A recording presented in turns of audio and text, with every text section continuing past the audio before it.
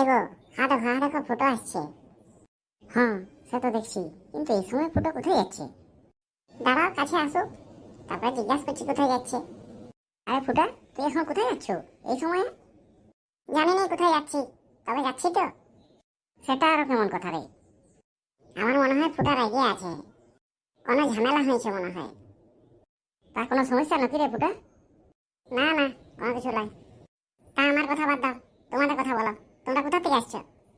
এই গেছিলাম একটু কুটুম ঘর, ওই 25 জনের একটু সম্বন্ধ। চুপ করো চুপ করো, কত কিছু বলতে হবে, চুপ করো। না রে পুরো না, কোথাও যাইনি, এমনি গেছিলাম একটু ঘোরাফেরা করতে। হ্যাঁ লাও লাও, স্যার লুকাইতে হবে না, জানি সবাই। জানোসই যখন, তখন আর জিজ্ঞাসা করছো কেন? কেন? তুমি এখন জিজ্ঞাসা করলে নেই যে হ্যাঁ ফুটা তুই কোথায় যাচ্ছ? আর আমার জিজ্ঞাসা করাটা হয়ে গেল দোষ? কি বাবা, ফুটা ভালোই গরম আছে। তো গরম থাকবো নি, এই তোমাদের সবাই জন্যই তো গরম হচ্ছে। আর লে মাথা অত গরম করিস না, মাথা ঠান্ডা কর। দেখো, ফালতু অত সময় নষ্ট করার মতো সময় আমার নাই। কেন রে, তুই অত কি রাজকার্যে যাচ্ছ? এই তো তোমার টিক জ্বলে না কথা। যদি আমার কোনো সাহায্য করতে পারবে তাহলে বলো। হ্যাঁ হ্যাঁ, কেন সাহায্য করবো নাই, আমরা নিশ্চয়ই সাহায্য করব। তো কি আমাদেরকে সাহায্য করতে হবে?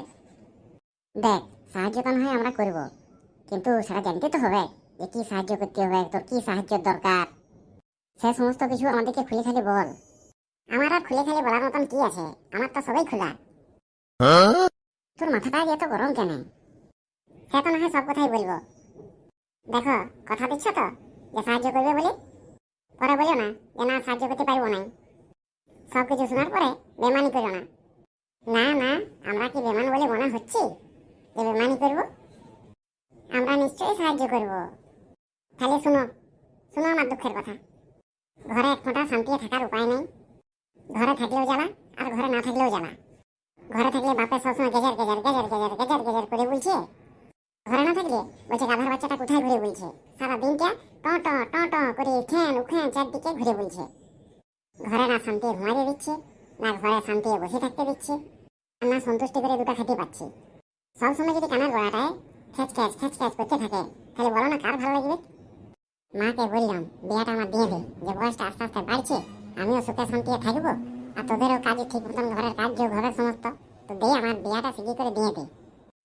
সেগুলা শুনে আমার বাপ বলল যে অকর্মণ্যটাকে কে মেয়া দিবে? বলছে নাকি বেটি ছেলের বাপ তার বেটিকে গলায় কলসি আর দড়ি বেঁধে নদীর জলে ভাসান দিবে, তবু তোর সঙ্গে বিয়া দিবে না। বলো না, বাপ হয়ে এগুলা কথাবার্তা? নিজের ছায়ের নামে যে দুটা ভালো ভালো কথা বলবে সেসব নাই। এগুলাকে বলে ঘরের শত্রু বিভীষণ। ঘরের মধ্যে যদি এরকম ধরনের লোক থাকে, তাহলে আর বাইরের লোকের কি দরকার? আর কোনো শুধু কি সেটাই? আরো কি কি বলেছে জানো? আমার বাপ বলছে যে আমার ঘরে অত গড়িয়া মেলা করার জায়গা নাই, মাথা গুঁজার বাসস্থান নিজে খুঁজে এলে। আর শুধু এখানেই শেষ নয়, আরো কথা আছে। আরো বলছে যে জন্ম দিয়েছি, বড় করে দিয়েছি, এবারে নিজে খুঁটে খাটে শিখ। আমি আর এই ভেড়া ছেলের দায়িত্ব নিতে পারবো না। নিজের রাস্তা নিজে দেখ। সেই জন্য আমি এখন রাস্তায় বেরিয়েছি, যেদিকে দু চোখ যাবে সেদিকে যাবো। ভালোই হলো, তোমাদের সঙ্গে দেখা হয়ে গেল। এই সমস্যা, এবারে বুঝলাম। এবারে বুঝতে পারছো তো যে আমার মানসিক যন্ত্রণা কতটা, আমি কতটা চাপের মধ্যে আছি। হ্যাঁ হ্যাঁ, সে তো বটেই, সে তো বটেই। আর সেই জন্যই তোমাদের কাছে আমার সাহায্য চাই। নিশ্চয় নিশ্চয়, তা শুনি তো কি সাহায্য। হ্যাঁ ফুটা বল, কি সাহায্যের দরকার? দেখো, পরে না বলবে নাই তো? না রে না, সেটা তো আগেই বলেছি যে না বলবো নাই, বেমানি করবো নাই। লে লে বল বল।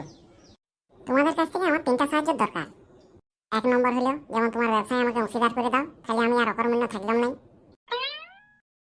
2য় নম্বর হলো, তোমাদের সঙ্গে তোমাদের ঘরে আমাকে রাখো, তাহলে আমি বাসস্থানও পেয়ে গেলাম, মাথার উপরে ছাঁচা পেয়ে গেলাম। আর 3য় নম্বর হলো, তোমাদের বেটির সঙ্গে আমার বিয়া দিয়ে দাও, তাহলে আমার বিয়াও হয়ে গেল, আমি বউ পেয়ে গেলাম। আমার সব সমস্যার সমাধান শেষ হয়ে যাবে।